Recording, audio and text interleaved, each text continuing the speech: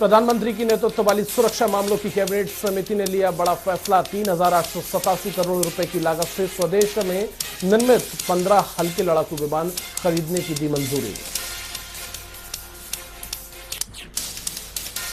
रक्षा मंत्रालय के मुताबिक 10 विमान भारतीय वायुसेना और थल सेना को दिए जाएंगे। 5 विमान, साथ ही विमानों के रखरखाव के लिए 377 करोड़ रुपए की भी दी मंजूरी।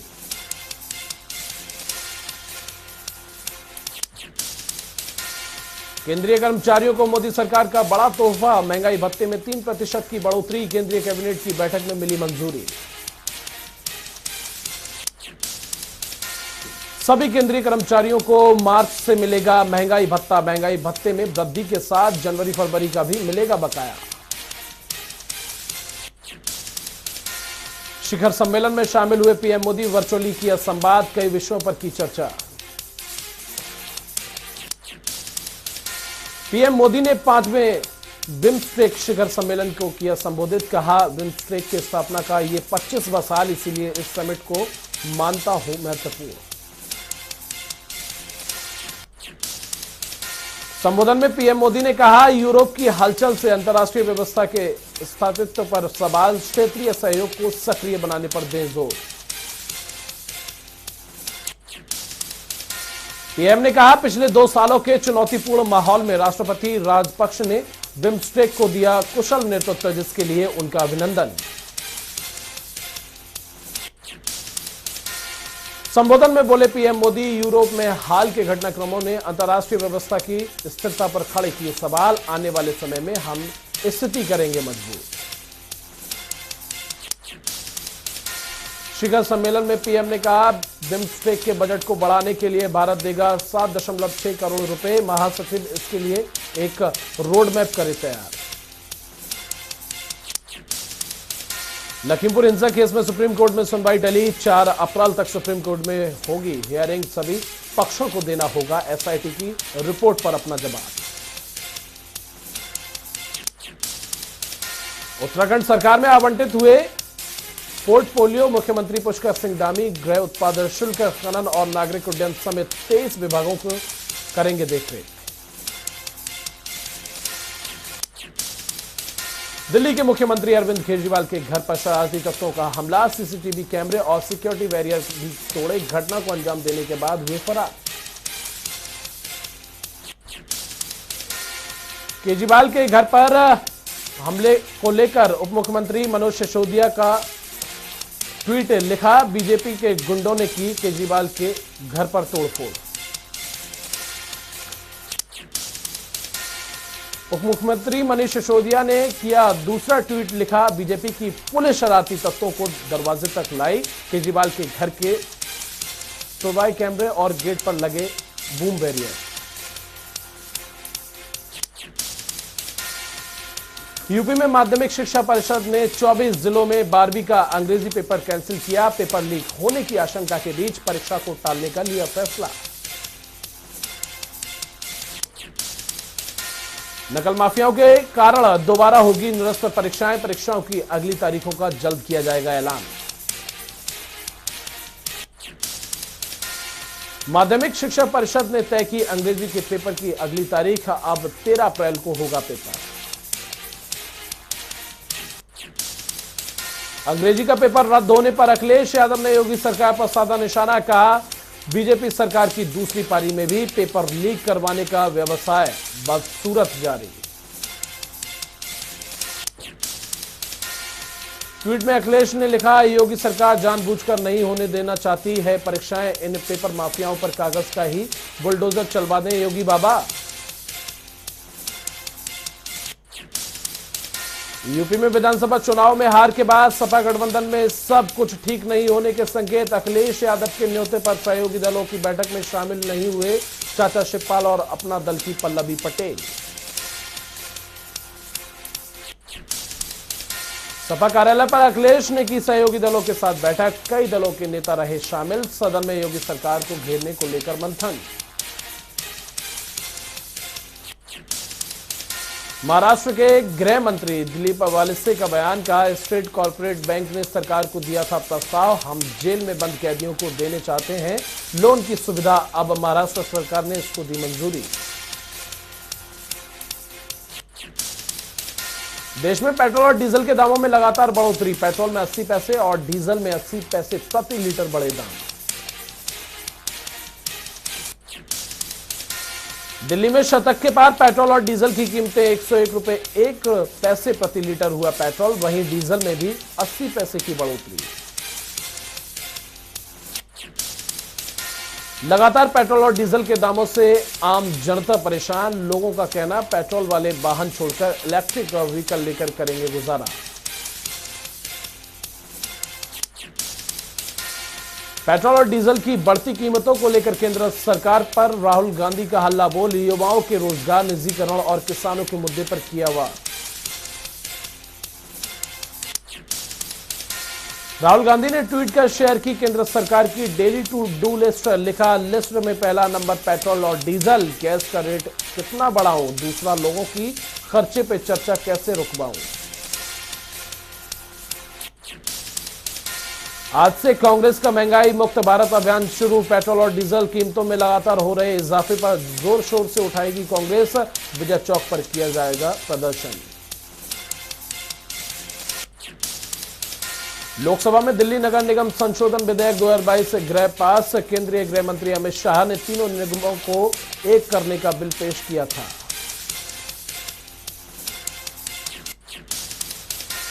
बिल पेश करते हुए बोले अमित शाह, दिल्ली सरकार ने तीनों एमसीडी के साथ किया सौतेला व्यवहार, राजनीतिक फायदे के लिए निगम के बंटवारे का लगाया आरोप।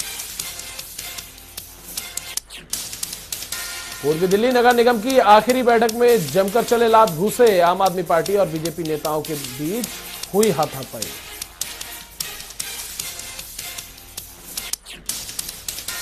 सदन की बैठक में अरविंद केजरीवाल के खिलाफ निंदा प्रस्ताव लाए थे बीजेपी के पार्षद, फिल्म कश्मीर फाइल्स पर दिए बयान को लेकर माफी मांगने की रखी थी मांग। अखिलेश यादव के चाचा शिवपाल यादव ने विधानसभा में विधानसभा के सदस्य के रूप में ली शपथ, वहीं यूपी के सीएम योगी आदित्यनाथ से भी की 20 मिनट लंबी मुलाकात। बीजेपी के राष्ट्रीय महासचिव सीटी रवि का विवादित बयान, हलाल मीट को बताया आर्थिक जिहाद, बयान को लेकर शुरू हुई सियासी लड़ाई। बीजेपी नेता के बयान से कर्नाटक सरकार ने किया किनारा, कैबिनेट मंत्री बोले सबको अपने हिसाब से धार्मिक मान्यताओं को मनाने का अधिकार। यूपी में रेलवे ने शुरू की एक स्टेशन एक उत्पाद की पहल, रेलवे स्टेशनों के आसपास बिकने वाली लोकल सामानों की लगाई जाएगी प्रदर्शनी। रेलवे की पहल को लेकर बोले वाराणसी स्टेशन के प्रबंधक, कहा पहल के जरिए बढ़ेगी लोकल विक्रेताओं की बिक्री, साथ ही लोकल सामानों के बारे में मिलेगी ज्यादा जानकारी। गुजरात पुलिस ने पेश की मानवता की मिसाल, बड़ोदरा थाने में छोटे बच्चों के लिए बनाया गया चाइल्ड फ्रेंडली कॉर्नर, महिला पुलिसकर्मियों के छोटे बच्चों की होगी देखभाल। दिल्ली एनसीआर में जारी गर्मी का सितम, साफ मौसम के साथ तेज रफ्तार से चलेंगी हवाएं, मौसम विभाग का पूर्वानुमान। मौसम विभाग ने दिल्ली एनसीआर में धूप की तपिश के साथ लू चलने की जताई आशंका, 40 डिग्री तक पहुंच सकता है पारा। मौसम विभाग के पूर्वानुमान के मुताबिक कई राज्यों में हफ्ते भर साफ रहेगा आसमान, वहीं हरियाणा पंजाब समेत कई राज्यों में तेज धूप के साथ बढ़ेगी गर्मी।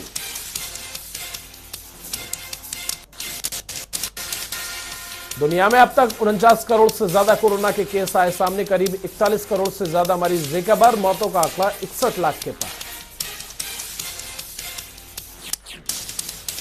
भारत में 24 घंटे में मिले कोरोना के 1225 से ज्यादा नए मरीज, 1000 से ज्यादा लोग हुए ठीक, वहीं 28 लोगों की हुई मौत।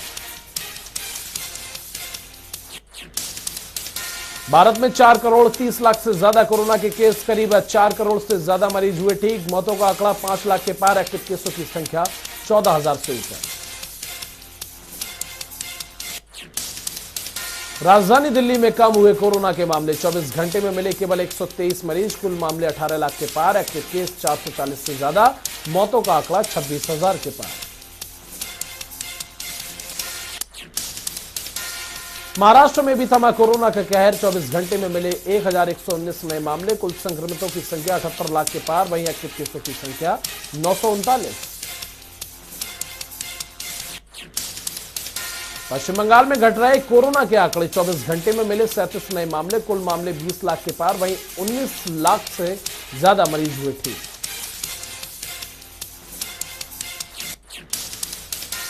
यूपी में 24 घंटे में मिले कोरोना के 33 केस, कुल संक्रमण का आंकड़ा 20 लाख के पार, एक्टिव केसों की संख्या 354, वहीं मौतों का आंकड़ा 23,000 के पार। बिहार में 24 घंटे में मिले कोरोना के केवल एक नया केस, कुल मामले 8 लाख के पार, 29 एक्टिव केस, वहीं मौतों का आंकड़ा 12,000 के पार। हरियाणा में कोरोना के ग्राफ में गिरावट, 24 घंटे में मिले कोरोना के 41 नए केस, कुल मामले 9 लाख से ज्यादा, 313 से ऊपर एक्टिव केस, वहीं मौतों का आंकड़ा 10,000 के पार। हिमाचल में 24 घंटे में मिले केवल 18 नए केस, एक की मौत, कुल मामले 2 लाख के पार, 164 एक्टिव केस, मौतों का आंकड़ा 4,000 के पार। देश में कोरोना के खिलाफ वैक्सीनेशन अभियान जारी, वैक्सीनेशन का आंकड़ा 184 करोड़ के पार। यूक्रेन ने युद्ध का 36वां दिन आज इस्तांबुल में बातचीत के बावजूद जारी है रूस के जबरदस्त हमले, राजधानी कीव में एक के बाद एक कई धमाके। यूक्रेन के महानगर खार्किव में चर्नीहिव और कीव में रूस के ताबड़तोड़ धमाके जारी, नरमी के संकेत दे रहे रूस पर लगा वादा खिलाफी का आरोप। रूस और यूक्रेन के जंग के बीच अलग अलग शहरों से तबाही की तस्वीरें, डोनेत्स्क शहर की तस्वीरों में दिखी बर्बादी। रूस और यूक्रेन के बीच जंग जारी, यूक्रेन में हर तरफ धुआं, बम बारूद, आग और तबाही के निशान, कई शहर तबाह। रूस ने मारियोपोल में किया सीज फायर करने का ऐलान, स्थानीय लोग घरों में से इकट्ठा कर रहे जरूरी सामान, वहीं कई लोग देश छोड़ने को मजबूर। यूरोप में दूसरे विश्व युद्ध के बाद सबसे ज्यादा शरणार्थियों का पलायन, अब तक 40 से 60 लाख छोड़ चुके हैं देश। यूक्रेन के कई बड़े शहरों पर जारी रूस के हमले, रूसी हमलों से मारियोपोल पूरी तरह से हुआ तबाह, बमबारी में अब तक 5,000 लोगों के मरने की खबर। जान बचाकर पलायन कर रहे आम यूक्रेनी, मारियोपोल के मेयर के मुताबिक शहर से करीब 60% लोगों ने किया पलायन। रूस और यूक्रेन में बड़ी कूटनीतिक पहल का दिन, रूसी विदेश मंत्री सर्गेई लावरोव का आज से भारत दौरा, अमेरिका के डिप्टी एनएसए भी भारत में मौजूद। पाकिस्तान में इमरान सरकार की बड़ी अग्नि परीक्षा, नेशनल असेंबली में शाम को अविश्वास प्रस्ताव पर बहस का आगाज, प्रस्ताव से पहले ही अल्पमत में आई इमरान सरकार। इमरान सरकार पर मंडराते खतरे के बीच इमरान खान ने टाला अपना राष्ट्र के नाम संबोधन, सेनाध्यक्ष कुमार बाजवा और आईएसआई के डीजी के साथ मुलाकात के बाद लिया फैसला।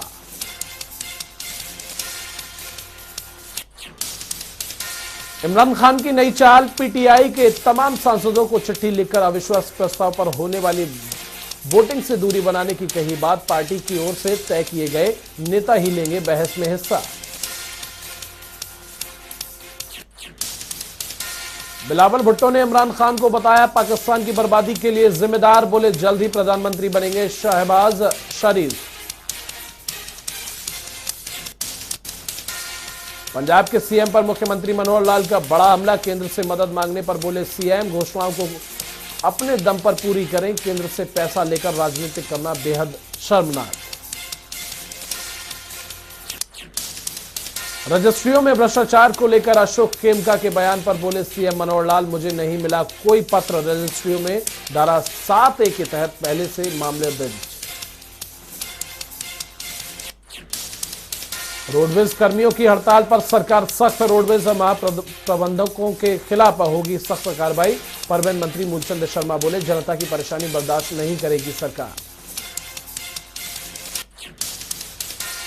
दुबई से अंबाला लौटे हरियाणा के गृह मंत्री अनिल विज। दुबई में अनिल विज ने वर्ल्ड फॉर्म के सामने बताया हरियाणा निवेशकों के लिए पैराडाइज।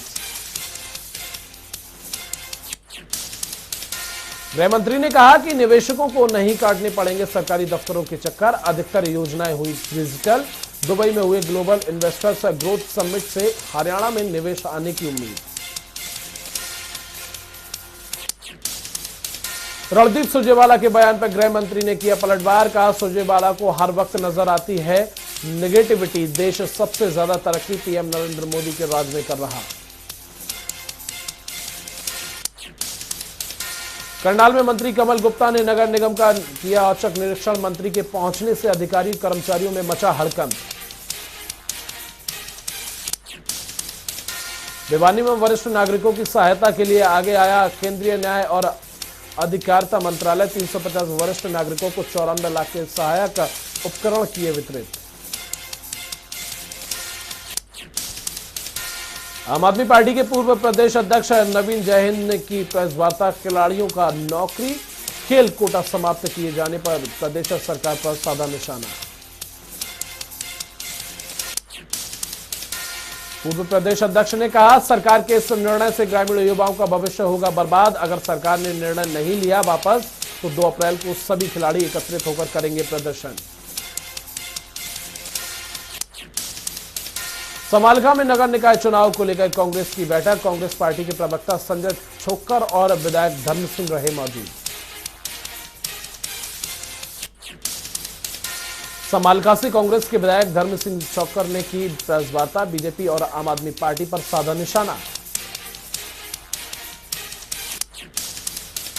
करनाल में योग गुरु बाबा रामदेव ने कार्यक्रम में की शिरकत। बाबा रामदेव ने द कश्मीर फाइल्स फिल्म पर बोलते हुए राजनीतिक लोगों पर निशाना साधा। बोर्ड परीक्षाओं के पहले दिन नकल के 165 मामले किए गए दर्ज। वहीं ड्यूटी में कोताही बरतने वाले 3 सुपरवाइजर्स को किया गया निलंबित। 3 परीक्षा केंद्रों की परीक्षा रद्द और 2 परीक्षा केंद्रों को किया गया शिफ्ट। मड़ौली कला के दोनों परीक्षा केंद्रों पर पाई गई अनियमितता। 12वीं की हिंदी विषय की परीक्षा की गई रद्द, साथ ही परीक्षा केंद्रों को बहल में किया गया शिफ्ट। रोडवेज की हड़ताल पर परिवहन विभाग की कार्रवाई। 4 जीएम को चार्जशीट जारी। बसों का संचालन सुचारू रखने के दिए थे आदेश। परिवहन मंत्री मूलचंद शर्मा बोले, अपने पदों के लिए लायक भी नहीं जीएम। चरखी दादरी में दूरदर्शन रिले केंद्र की 21 वर्ष की सेवा के बाद किया गया बंद। दूरदर्शन रिले केंद्र से उपकरण हटाने का कार्य जारी। फरीदाबाद के 35वें सूरजकुंड मेले में कश्मीर के श्रीनगर से पश्मीना शॉल लेकर पहुंचे हस्तशिल्पकार को खूब पसंद कर रहे लोग। दुकानदारों ने कहा, उनके पास 5000 से लेकर 3 लाख तक की पश्मीना शॉल मौजूद। चरखी दादरी में यूक्रेन से लौटे छात्रों को सता रही पढ़ाई की चिंता। छात्रों और उनके अभिभावकों ने सरकार से की पढ़ाई में मदद करने की मांग। रोहतक में खड़ी फसलों में आगजनी का बड़ा खतरा। गेहूं की फसल पककर हुई तैयार। फायर ब्रिगेड विभाग प्रशासन हुआ अलर्ट। फायर ब्रिगेड विभाग ने रोहतक में बनाए 4 दमकल केंद्र, जिसमें आग बुझाने के लिए 9 गाड़ियां की गई मौजूद। नारनौल में दमकल विभाग इन दिनों बना चर्चाओं का केंद्र। दमकल विभाग के पास 7 लाख लोगों की सुरक्षा के लिए मात्र एक ही दमकल की गाड़ी। फतेहाबाद में ट्रेड यूनियनों की 2 दिनों की हड़ताल के बाद बेपटरी हुई शहर की सफाई व्यवस्था। जगह जगह लगे कूड़े के ढेर। कुरुक्षेत्र के शहीद नायक अश्विनी कुमार को हजारों लोगों ने नम आंखों से दी विदाई। राजकीय सम्मान के साथ किया गया अंतिम संस्कार। चरखी दादरी जिले के झोझूकला ब्लॉक में फिर आया गबन का मामला सामने। ग्राम सचिव ने फर्जी तरीके से हस्ताक्षर करके किया 81 लाख रुपए का गबन। झोझूकला पुलिस ने खंड विकास एवं पंचायत अधिकारी की शिकायत पर मामला किया दर्ज। कहा पूरी जांच के बाद अपराधियों पर होगी कार्रवाई।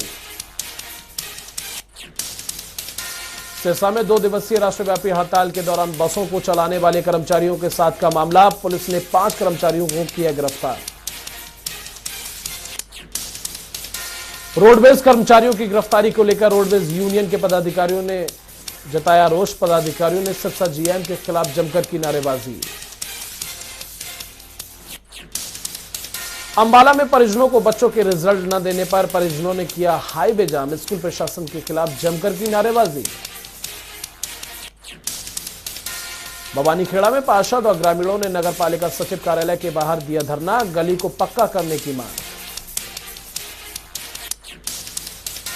अंबाला में कर्मचारी पर ड्यूटी के दौरान हुए हमले के विरोध में सिंचाई विभाग के फील्ड कर्मचारी 2 दिनों से धरने पर बैठे। कर्मचारियों ने कामला माइनर की वाटर सप्लाई भी की बंद।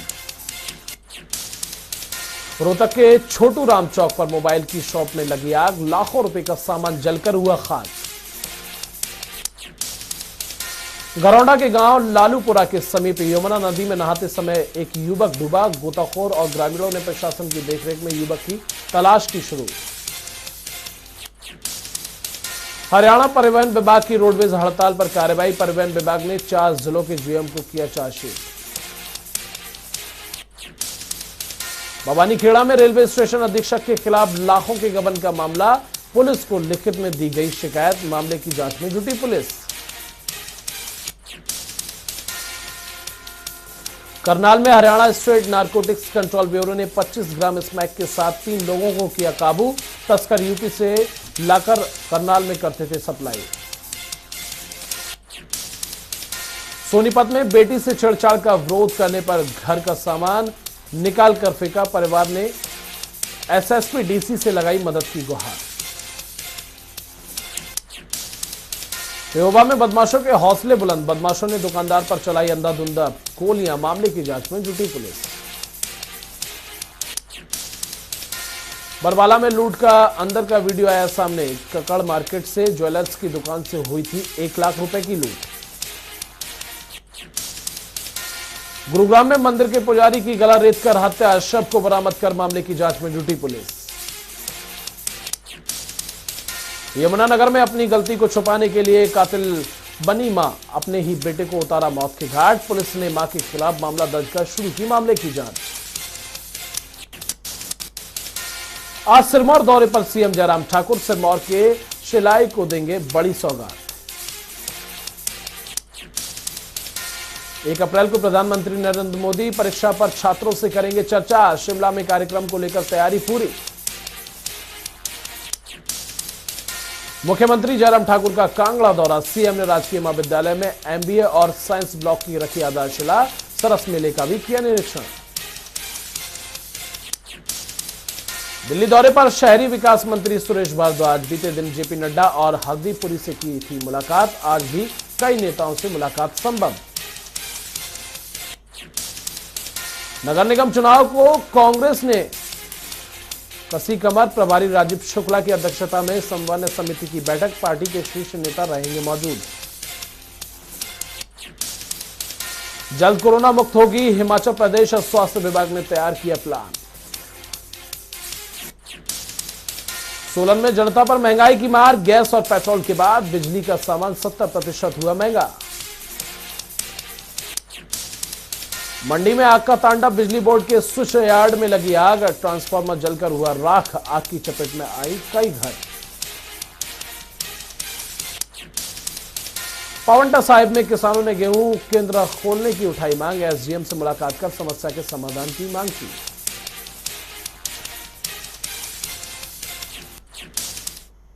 चलिए फिलहाल के लिए सुपरफास्ट में बस इतना ही। नमस्कार।